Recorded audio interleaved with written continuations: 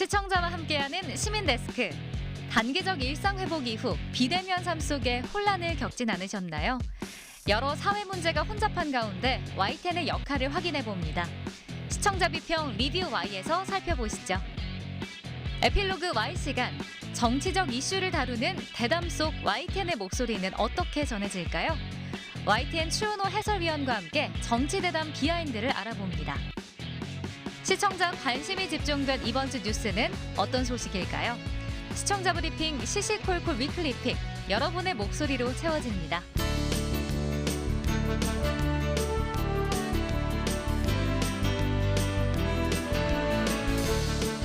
네, 여러분 안녕하십니까? 시민데스크 김영수입니다. 저수지 바닥이 보일 만큼 전국적으로 가물었다고 하죠.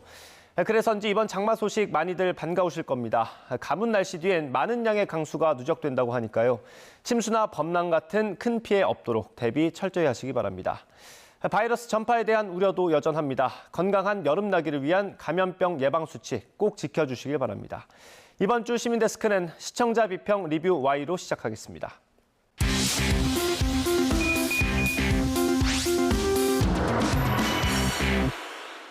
네, 오늘도 세 분 모셨습니다. 어서 오십시오. 네, 안녕하세요. 안녕하세요.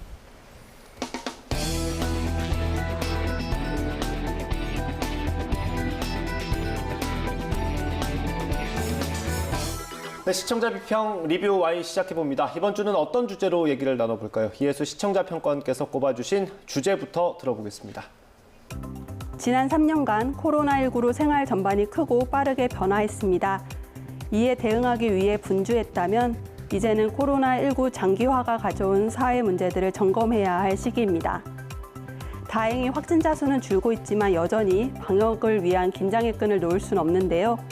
또 신종 전염병도 발생하고 있어 주의를 기울여야 합니다. 오늘 리뷰 Y에서는 단계적 일상 회복 이후 YTN의 전염병 보도를 살펴보고자 합니다. 네, 오늘은 단계적 일상 회복 이후 상황 그리고 전염병 보도 위주로 살펴보겠습니다. 네, 먼저 코로나19 이후 비대면 사회 모습을 살핀 보도부터 보겠습니다. 네, 평가원님. 네, YTN 보도를 살펴보면 일상의 비대면화가 가져온 문제들을 주목한 의미 있는 보도가 많았습니다. 먼저 살펴볼 보도는 제보는 Y, 종합병원 입원 뒤 온몸에 생긴 욕창, 환자 방치 의혹의 제목의 기사입니다. 예, 시청자 제보에 따라서 김철희 기자가 보도한 기사입니다. 네, 병원의 환자 면회가 제한된 상황에서 환자 관리를 둘러싼 병원과 가족과의 갈등을 다룬 보도인데요. 보호자가 병원에 방문하지 못하는 사이에 발생하는 치료와 돌봄 공백의 문제를 알리는 유의미한 보도였습니다. 비대면화로 인한 문제는 이뿐만 아닙니다. 원격 진료 없이 처방전 발행, 비대면 진료 불법 적발 보도는 코로나 이후 한시적으로 진행되고 있는 비대면 진료를 악용한 불법 행위 문제를 보도했습니다. 예, 박사님은 어떤 보도에 주목하셨습니까? 저는 코로나19의 치명타를 입은 분야 중 하나죠. 바로 교육 분야인데요. 학습 결손과 비대면 수업으로 인해서 학력 저하와 학력 양극화를 다룬 보도를 살펴봤습니다. 코로나 학력 저하의 지역별 해법 제각각 학생들만 혼선 기사는 학력 저하에 따른 교육당국 대책을 다룬 기사인데요. 얼마 전 교육감 선거로 지역마다 교육 철학과 정치 성향이 다른 교육감이 당선되면서 그 대책도 다르다는 것을 중심으로 다루고 있습니다. 구체적으로 부산교육감 같은 경우에는 학생 전수를 대상으로 학력평가를 실시하겠다는 입장이고 서울은 일제고사 부활을 우려하면서 공교육 내에서의 해법을 마련할 것을 강조하고 있다는 것을 전하고 있습니다. 이외에 자사고 외고 폐지나 고교 학점제 도입 등에도 이른바 보수, 진보 교육감의 입장 차이가 명확히 나눠져서 지역별 교육 정책의 편차가 있어서 그에 따른 학생들의 피해가 우려된다고 맺고 있습니다. 예, 저희가 지난번에 한번 다뤘던 내용인데요. 교육은 이제 정치적 이념과는 좀 거리를 둬야 된다, 이런 지적을 했었습니다. 네, 그렇죠. 그런 의미에서 그 YTN도 교육당국의 대책을 좀 검증을 하거나 전문가들을 통해서 YTN의 어떤 의견들, 입장들을 제안을 제시하는 것들은 좀 필요해 보일 것 같습니다. 네. 그러니까 특히 보도에서 보면은 상반된 교육 철학을 지닌 양쪽의 입장을 나열을 하고 둘의 입장이 달라서 학생들이 피해를 입게 됐다라는 그 얘기를 하고 있는데요. 이 논의 자체는 잘못된 것은 아니지만은 시청자 입장에서는 봤을 때는 그래서 어떻게 된다는 거지 약간 맥이 빠지는 보도라고 저는 느꼈거든요. 네. 그리고 사실 어떻게 보면 그 보수와 진보 이른바 교육감들의 입장 차이라는 것도 원래부터 있어왔던 입장이지 이게 특별히 코로나19의 해결책이라고 보기엔 또 어려운 측면도 있었습니다. 예. 저는 좀 더 유익했던 보도를 말씀드리려 하는데요. 청소년 학력 격차 문제를 다룬 보도 가운데 코로나 2년차 등교 늘었어도 학력 저하 여전 보도에서는 국영수 과목 전반에서 학업 성취도가 낮아지고 있는 문제를 그래프로 보여주었습니다. 2019년부터 2021년까지의 변화 추이를 한눈에 볼 수 있었고요.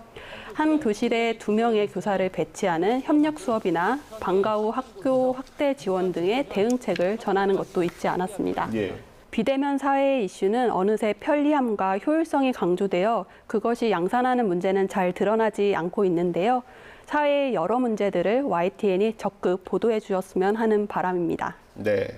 비대면 사회가 이제 사회 어떤 부분에서는 문화처럼 좀 자리를 잡고 있는 것 같고요. 아직 끝나지 않은 것도 있는 것 같습니다. 실장님 어떻게 보십니까? 그렇죠. 사실 비대면 사회라는 게 우리 사회가 오랜 기간 준비해서 자연스럽게 옮겨갔다기보다는 네. 코로나19라는 어떤 감염병 때문에 갑작스럽게 우리한테 닥치는 것 아니겠습니까? 네. 물론 그 이전에도 재택근무라는 일부 영역에서 그런 형태가 있었습니다만 지금처럼 모든 분야에서 강제적으로 비대면이 보편화된 적은 이번이 처음인데요. 네. 그렇다 보니 당장 눈에 보이는 현상 외에도 장기적으로 우리 삶과 사회에 어떤 영향을 줄지 사실 아무도 선뜻 장담할 수 없습니다. 네. 기술 발달로 업무나 일상생활에 불편함이 없다고는 하지만 당장 드러나지 않는 사회적인 소외나 외로움의 문제, 그리고 소통 단절로 인해서 발생하는 여러 문제들이 어떤 결과를 빚을지 모를 수밖에 없죠. 예.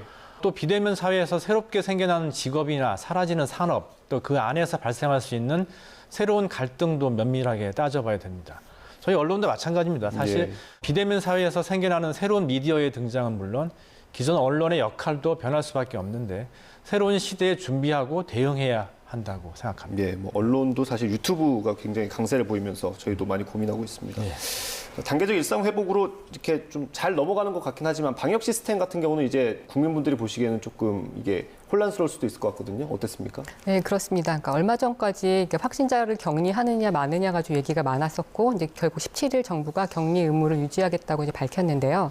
이와 관련해서 YTN 같은 경우에는 정부 발표를 단순히 전달하는 게 아니라 의료 전문가를 통해서 현재 코로나19 방역 체계에 대해 진단을 하고 코로나 확진자 격리 의무 유지의 어떤 필요성을 알기 쉽게 설명해 줘서 많은 도움이 되었습니다. 예. 제가 살펴본 보도도 모두 전문가 대담 코너였는데요. 먼저 뉴스라이더 정부 코로나19 확진자 격리 기간 유지 평가는 대담 코너에서는 지난해 질병관리청이 그러니까 코로나 바이러스 배출 기준을 바탕으로 7일이라는 격리 기간을 제시했던 것을 다시 얘기를 하면서 격리 기간 유지 필요성을 이제 언급을 하고 있고요.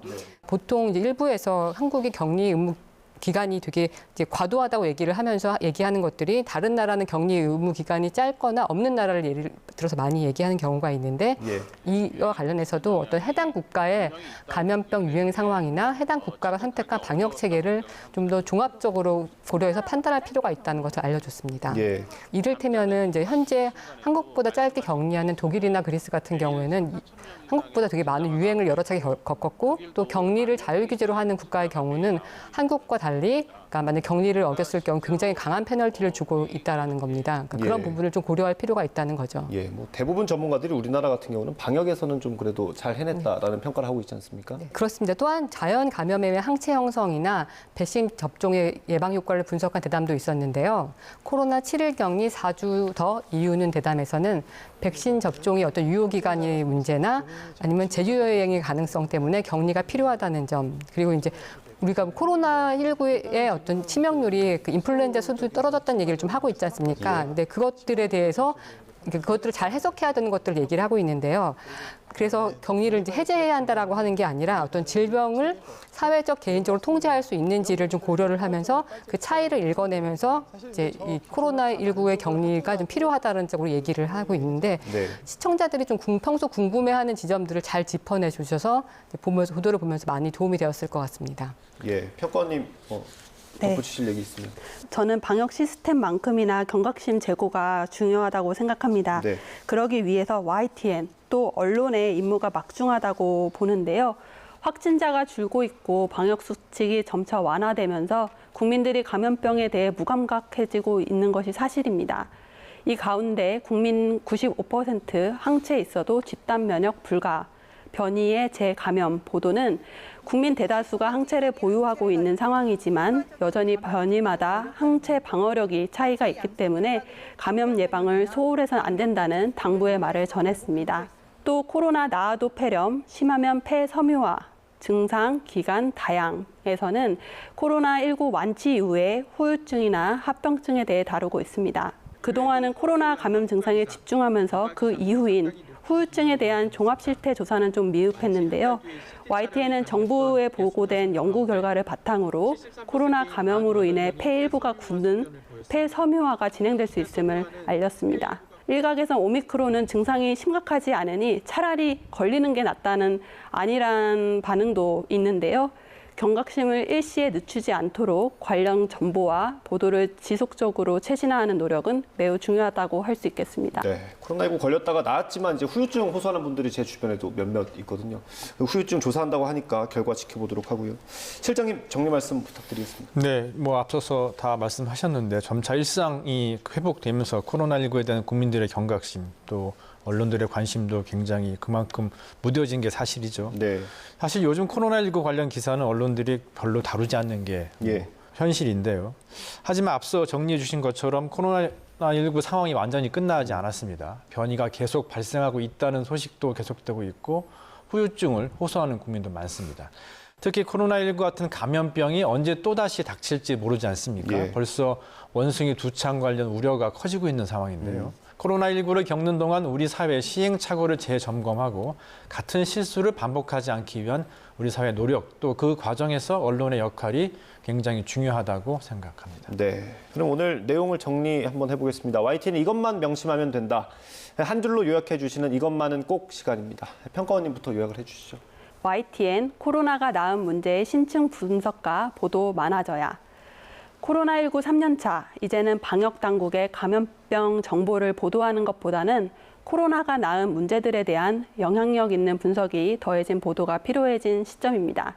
그 문제 하나하나 집중 조명하는 심층 기획 보도의 비중을 더욱 늘려주시길 바랍니다. 네, 이선민 박사님 한 줄 평 들어보겠습니다.